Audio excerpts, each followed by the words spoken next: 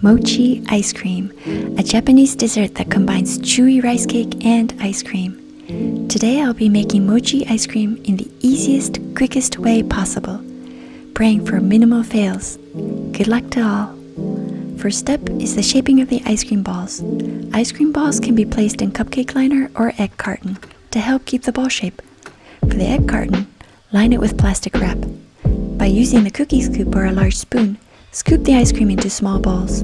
Unfortunately, I didn't have a cookie scoop, but that would probably have been the perfect size and easier way to work. I used an egg carton because I thought the size of an egg is perfect for mochi ice cream. Just 1 or 2 bites and into your mouth. But my spoon was a bit too small. Probably better if you could make yours twice the size. Refreeze the ice cream until they're completely frozen solid. Ice cream balls can be placed in cupcake liners as well. Making the dough is easy, but you'll need a specific kind of flour, the glutinous rice flour. The regular flour will not give the chewy texture. Detailed recipe is in the description. Combine glutinous rice flour, sugar, and water into a microwave-safe bowl. Mix well until the batter is smooth and liquidy. This should take about 2 to 3 minutes. Sugar helps to keep the mochi soft. The softness not only makes the mochi tender and tasty, but it also makes it easier to work with, especially in the wrapping stage. If preferred, in this step you could add food coloring or flavors. This is how smooth and liquidy it should be. There are several ways of cooking the mochi dough, but microwave is definitely the easiest. The alternatives are in the description. Microwave usually takes about 2 to 3 minutes to cook, depending on the microwave power.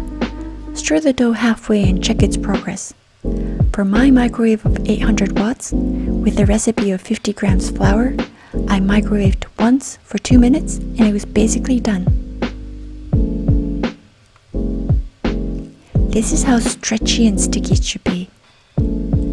Dust the workspace generously with potato, cornstarch, or glutinous rice flour. Place the cooked mochi and sprinkle more starch on top. Mochi is extremely sticky, so repeated use of starch is necessary to prevent sticking to your hands, workspace, rolling pin, wrappers. If you fail and let the mochi stickness get on something, it'll be sticky during the whole procedure, making it more difficult to work.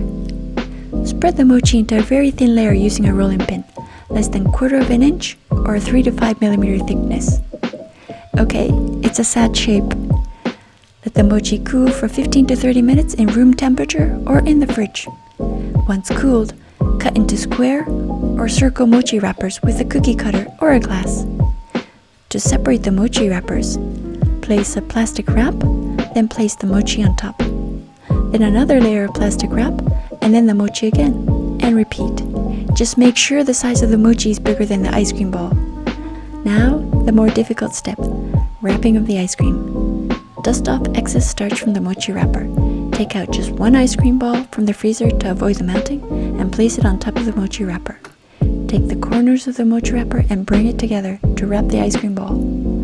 Need to work fast and minimize the touching or the ice cream starts to melt quickly. Believe me, your hands are warm. Twist the plastic wrap to close. Place them back in the freezer to harden. To serve, take the mochi ice cream out of the freezer, and if the mochi is very hard, keep it out to soften for 1 or 2 minutes. But careful not to wait too long, otherwise the ice cream will start to melt. The soft, chewy mochi rice cake and the sweet, cool ice cream makes a fantastic dessert. I hope you liked my video. I'd love to know how your mochis turned out. Don't forget to comment, like, and subscribe. And I hope to see you in my next video. Thanks so much for watching.